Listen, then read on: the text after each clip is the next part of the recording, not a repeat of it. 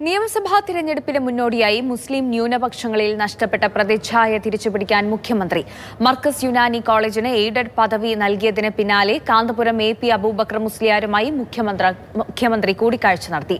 Khasi foundation award Jifri തങ്ങൾക്ക് നൽകിയ മുഖ്യമന്ത്രി സമസ്ത പ്രസിഡന്റിനെ പ്രശംസ കൊണ്ട് മൂടി.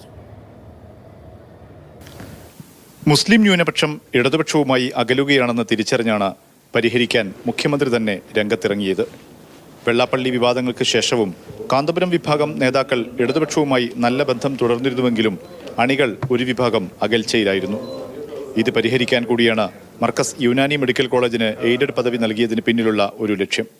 പിന്നാലെ മുഖ്യമന്ത്രി കാന്തപുരവുമായി കൂടിക്കാഴ്ച നടത്തുകയും ഇരു നേതാക്കളും അത് സമൂഹമാധ്യമങ്ങളിൽ പങ്കുവയ്ക്കുകയും ചെയ്തു. പിന്നാലെയാണ് സമസ്ത പ്രസിഡന്റ് ജിഫ്രി മുത്തുക്കോയ തങ്ങൾക്ക് ഖാസി ഫൗണ്ടേഷൻ അവാർഡ് നൽകാനായി മുഖ്യമന്ത്രി എത്തിയത്. ജിഫ്രി തങ്ങൾ മതമൈത്രി ഉയർത്തിപ്പിടിച്ച നേതാവാണെന്നും ഇത് സമസ്തയ്ക്ക് കരുത്താണെന്നും മുഖ്യമന്ത്രി.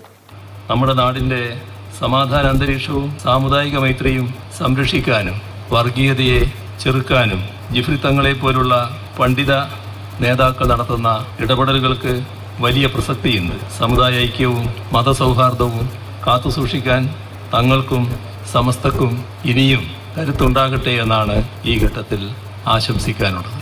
CPM നേതാക്കളുടെ ഭാഗത്തു നിന്നുണ്ടായ വിവാദ പ്രസ്താവനകൾ തദ്ദേശ തെരഞ്ഞെടുപ്പിൽ മുസ്ലിം വോട്ടുകൾ UDF-ൽ കേന്ദ്രീകരിക്കപ്പെടുന്നതിന് ഇടയാക്കിയെന്ന് CPM വിലയിരുത്തുന്നുണ്ട്.